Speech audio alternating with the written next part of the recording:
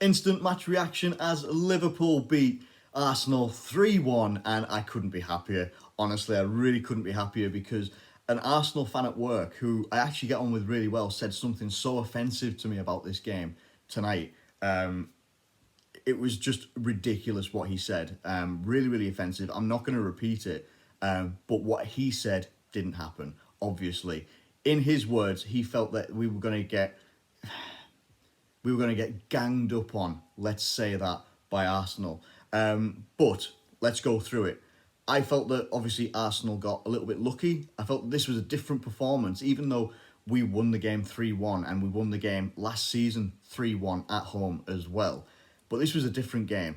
And I don't think it was for, Arsenal fans are possibly looking at positives here, that they're thinking we're progressing, we're making progress. And don't get me wrong, they are making progress, but when they came up against us this time in the league, with our full squad, pretty much full squad, obviously we've got Thiago missing now, but pretty much with a full squad, yes, they got the first goal. It was a mistake by Andy Robertson, and you could see it on Robertson's face afterwards. You just knew he was gutted about making that mistake as well.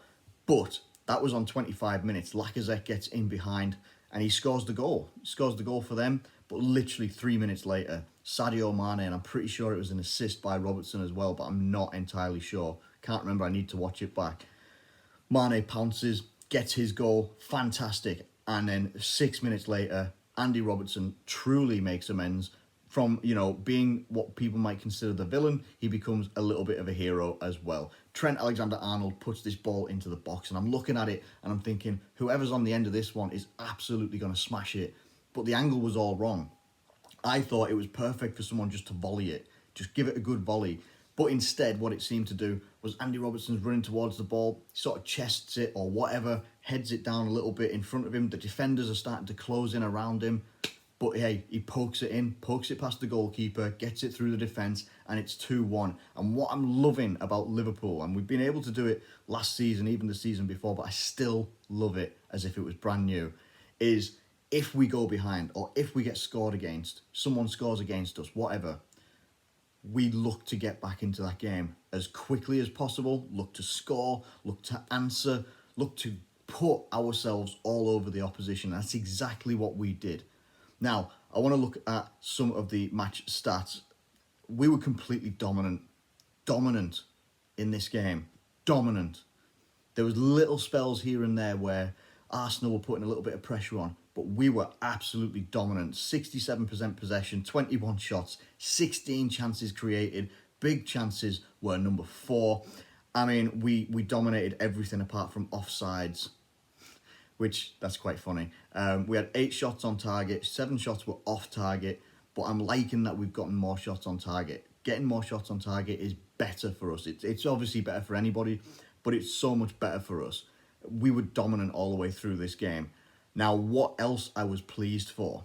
Because getting late on into the game when they're making their changes and you're seeing Dani Ceballos come on, you're seeing Nicola Pepe come on, and also Eddie Nketiah.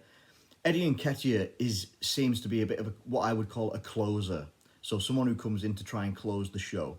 Maybe he isn't going to be doing 90 minutes or anything like that. But he absolutely can come in and be a goal threat in the last minute of a game. And I'd looked at that and I'm just thinking, oh man, there's corners that were given away. And they were putting some weird corners in where they were trying to whip the ball to the near post or something like that and maybe get a flick on and get it past Alisson, whatever they were trying to do. But then on 80 minutes, we get James Milner comes on for Naby Keita, Diogo Jota comes on for Sadio Mane. Now, just before the third goal, Diogo Jota had a chance at goal, and it fell right in front of him. He was literally, if the goal is here, he's looking at it, and Mo Salah just comes in and tries to take the ball off him, and he takes it out of his path, and they both get a little bit confused or whatever happened. Jota looked gutted, wanted to get his debut goal, and he did get his debut goal in the end. David Luiz, the ball is in the box, it's in the air, he heads it. It doesn't really look where he's heading it. Headed it straight into the path of Diogo Jota, who chests it and sort of half volleys it, puts it in the back of the net for 3-1 in 88 minutes. Game, set, match. And what that means for us now, the table doesn't mean anything. Doesn't mean anything right now. But what it means is that we go second at the moment. 3 wins out of 3, 9 points, 5 goal difference. Only team that's above us right now is Leicester, and that is on goal difference. Obviously, they've been scoring quite a few goals as well, and the big win that they had over Manchester City as well puts us above Everton as well, which is always good. I'm always a fan of that. But no, honestly, massive credit to Liverpool, because we set out. I want to look at our lineup quickly as well. We set out with a a good lineup, in my opinion. Now, on this app, which is the FOTMob app, Sadio Mane has been given man of the match. I'm not entirely sure if, like, Mane was fantastic. Don't get me wrong. Mane was fantastic. He always is fantastic. His work rate is absolutely exceptional. Very, very good. I felt that Fabinho was really good. I felt that after his mistake, Robertson really amended, made up for it as well. Trent Alexander-Arnold was fantastic. Alisson made some brilliant saves. Doesn't get a high rating, obviously, because he's conceded, but I don't feel that was his fault. I don't know. I thought Fabinho was brilliant as well, if I haven't said that already. I think Joe Gomez coming back into the team as well after, having a little injury or whatever it was. He comes back in and he looks decent, looks really good, looks quite fluid as well.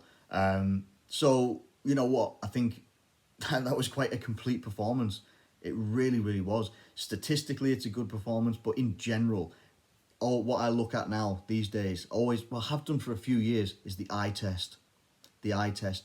And we really looked very good. Very controlled, similar sort of control that we had against Chelsea, but obviously we just made a mistake with Andy Robertson and Alexander Lacazette getting a goal. What surprised me the most was how quiet we were able to keep Pierre-Emerick Aubameyang and Willian as well. I was genuinely really surprised. They had some moments here and there. Like, Lacazette was a threat at times, not often enough. But Aubameyang is the guy for Arsenal that you're always looking at and you're just thinking, if there's anyone that's going to turn a game, it's going to be Aubameyang. He's a world-class striker being forced out onto the left-hand side. And he was very anonymous in this game. And that's not being offensive, I don't think. He was very anonymous. He was controlled out of the game. And you didn't really see much. You just didn't really see much of him. Not really much of him. So controlling that was very key. But listen, I'm going to get out of here for now because I need to get up at 2 o'clock in the morning and go to work. And it's 10 o'clock now. So I'm going to get about 3.5 hours sleep and then I'm going to head to work. But listen, if we can do more breakdowns throughout the week, we play Arsenal again on Thursday. Whether we see a completely different lineup, I'm not entirely sure. But hey, we're going to go through all of that. Going to talk about that on Wednesday. Get some videos out then for Wednesday. But hey, a win's a win, and it was a fantastic win. Thoroughly enjoyable win for Liverpool. I'm just happy. I'm really happy, and I can go to sleep for 3.5 hours with a big old smile on my face. Thank you ever so much for watching this video. If you have enjoyed it, please do like it and subscribe if you're new around here. Get your thoughts in the comment section below. Who do you want starting for Thursday night? But for now, thank you very much, and I'll catch you later.